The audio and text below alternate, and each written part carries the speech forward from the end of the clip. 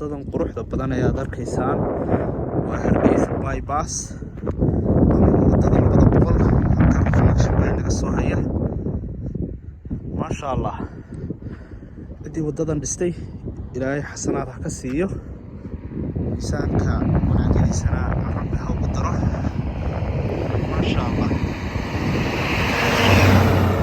wadooyin noocan oo kala baynu u baahannahay dalkoo dhan laga hirgeliyo gaar ahaan caasimadda saxmadda ayay yarayn lahaayeen